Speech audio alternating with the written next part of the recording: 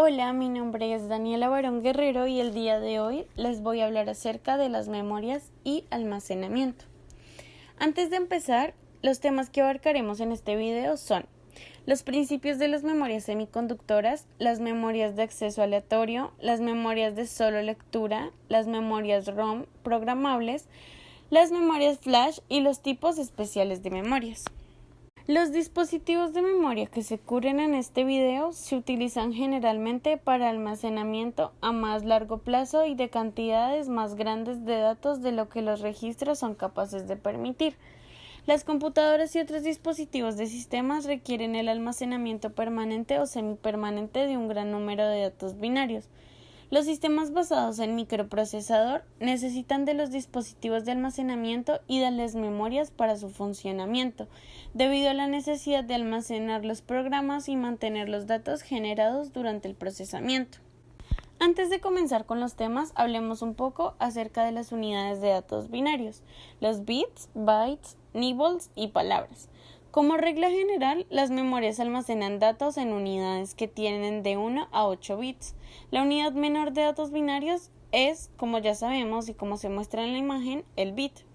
En muchas aplicaciones se tratan los datos en unidades de 8 bits, denominados bytes, como se ve también en la imagen, o en múltiplos de unidades de 8 bits.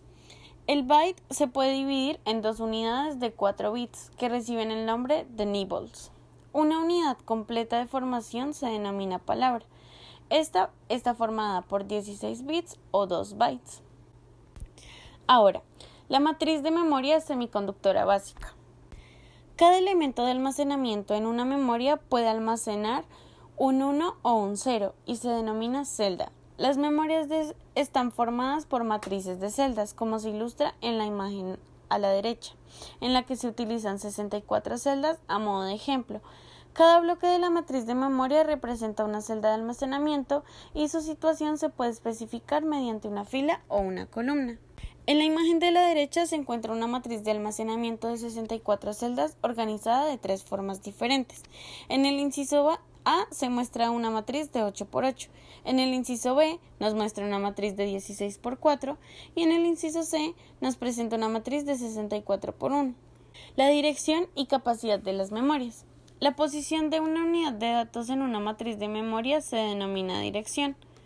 La dirección depende de cómo se organice la memoria en unidades de datos. Las computadoras personales disponen de memorias organizadas en bytes. Esto significa que el grupo más pequeño de bits que se puede direccionar es 8. La capacidad de memoria es el número total de unidades de datos que se puede almacenar. Por ejemplo, en la figura que se muestra al costado izquierdo, en el inciso A, la dirección de un bit en la matriz de 2 dimensiones se especifica mediante la fila y la columna en la que está, tal como se muestra. Y en el inciso B, la dirección de un byte se especifica únicamente mediante la fila. Las operaciones básicas de las memorias. Puesto que una memoria almacena datos binarios, los datos deben introducirse en la memoria y deben poder recuperarse cuando se necesiten.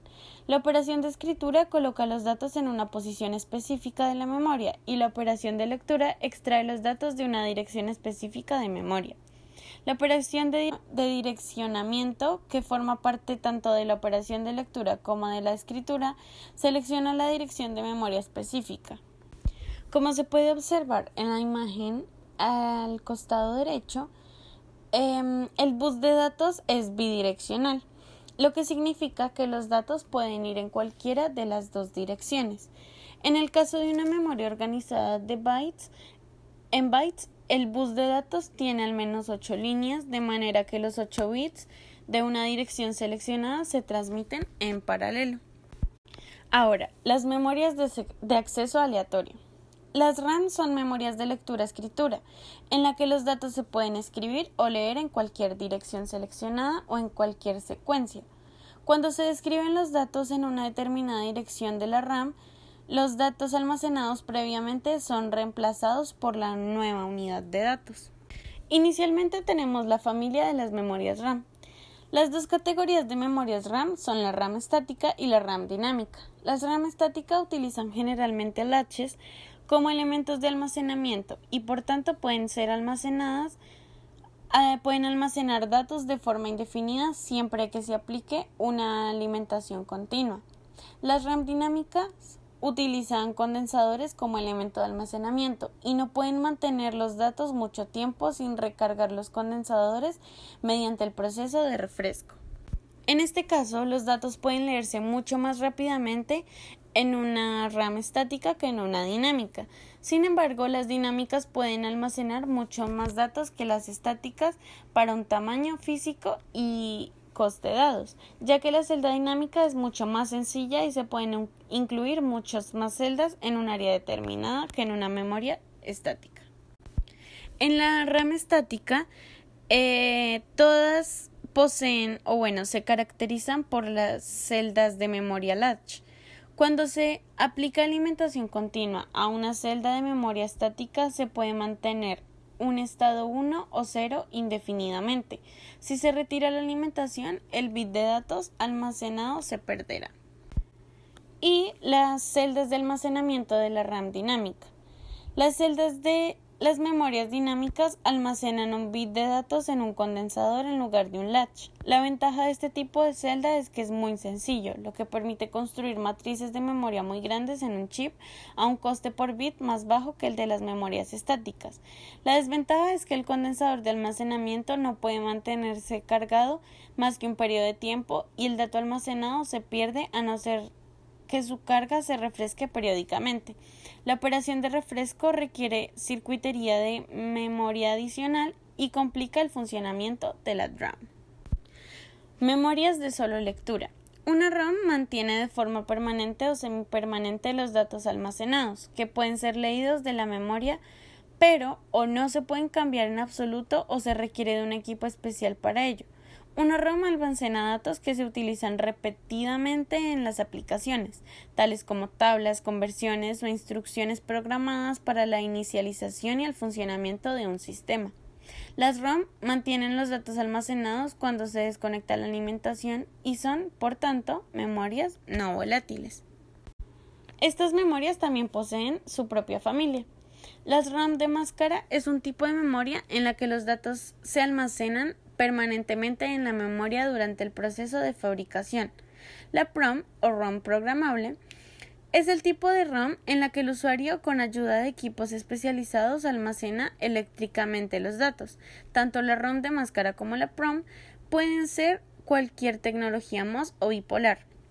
La EEPROM o memoria PROM borrable es exclusivamente un dispositivo MOS. La UV EEPROM puede ser programada eléctricamente por el usuario, pero los datos almacenados deben borrarse mediante la exposición a luz ultravioleta durante un periodo de varios minutos. La PROM borrable eléctricamente se puede borrar en unos pocos milisegundos.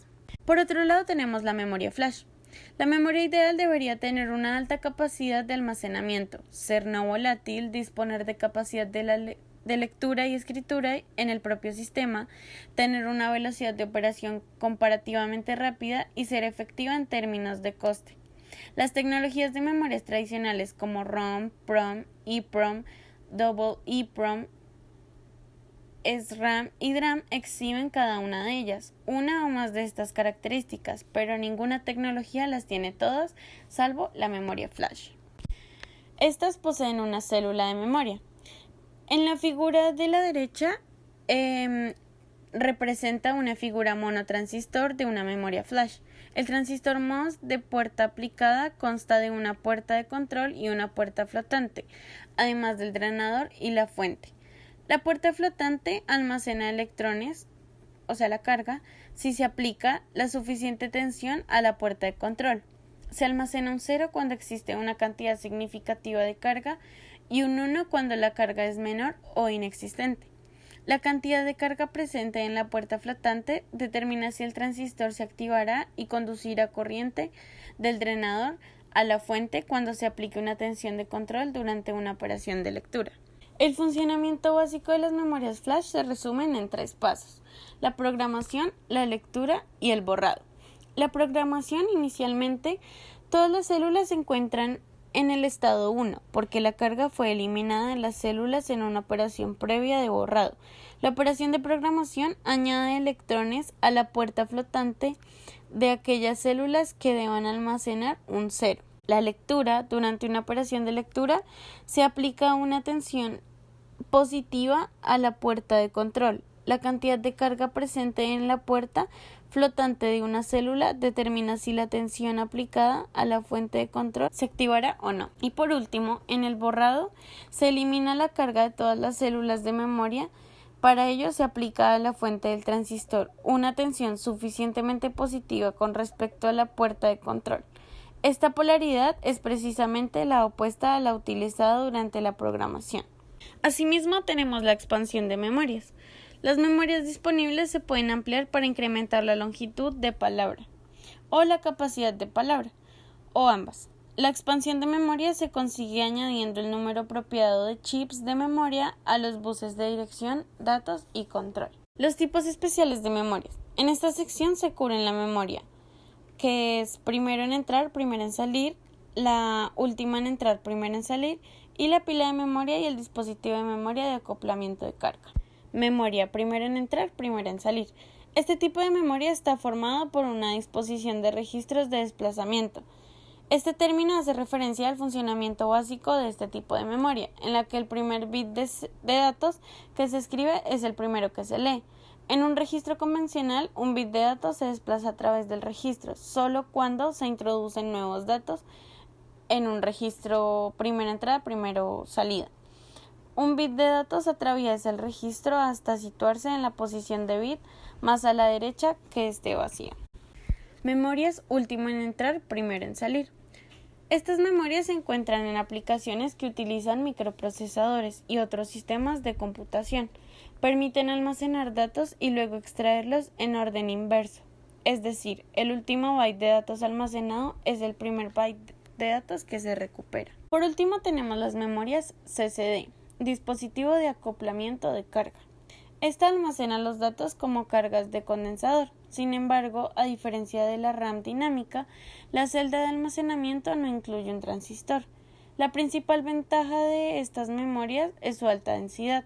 La memoria CCD está formada por largas filas de condensadores semiconductores, denominados canales. Los datos se introducen en una serie de canales depositando una pequeña carga en el condensador si se trata de un 0 y una carga grande si se trata de un 1. Después, estas cargas se desplazan a lo largo del canal mientras que se introducen más datos de acuerdo con la señal del reloj. Y bueno, esto fue todo. Espero haya sido de gran ayuda este video y muchas gracias por ver. Hasta luego.